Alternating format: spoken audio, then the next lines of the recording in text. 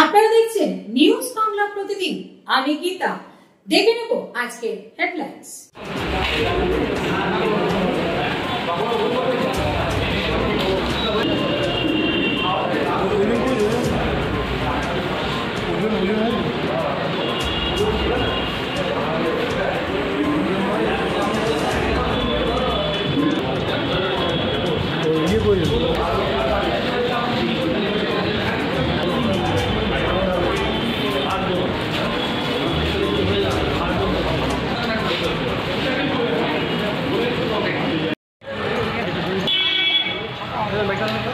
আমাদের 60 বছর পূর্তি হচ্ছে।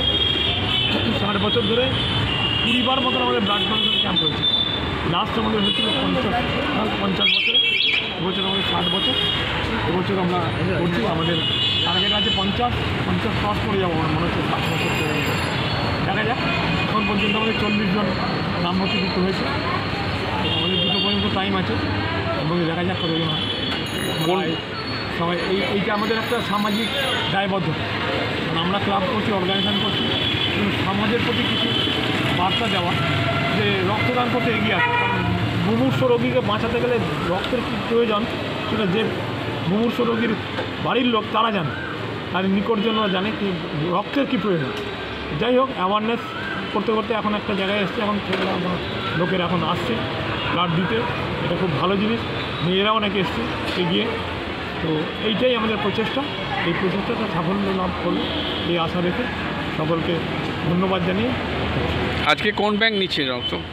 নিচ্ছে শ্রীরামপুর শ্রমজীবী। আচ্ছা, সামাজিক কাজ কি বলবেন? আমরা ত্রিপুরা শহরের যারা বিভিন্ন সামাজিক কাজ করে থাকি এবং ক্লাব পরিচালনা করি, যুব সংঘ এখন চুজরোর বুকে টেবিল টেনিসের একটা জায়গা করে দিয়েছে, যেটা অবলুপ্তির দিকে চুজরো। এই টেবিল টেনিস নিয়ে যুব সংঘ যেরকমভাবে এগিয়ে চলেছে, আগামী দিনে আমরা চাই এর অগ্রগতি আরোভাবে এগিয়ে যাক।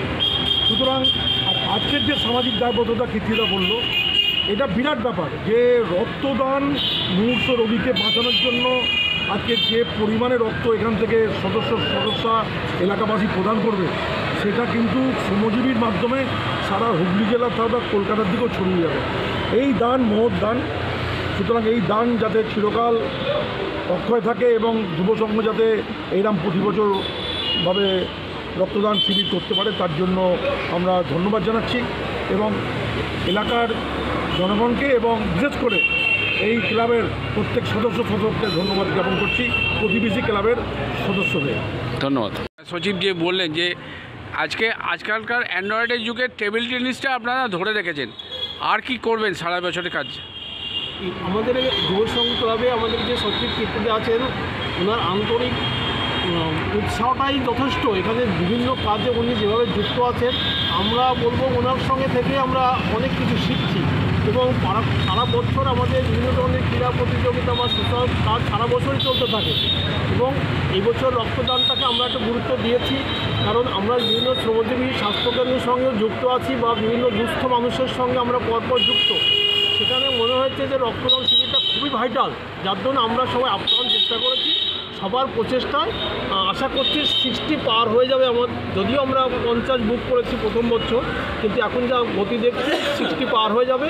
এটা আমরা পরিচালনা করে আমাদের খুব গর্ব অনুভব করছি।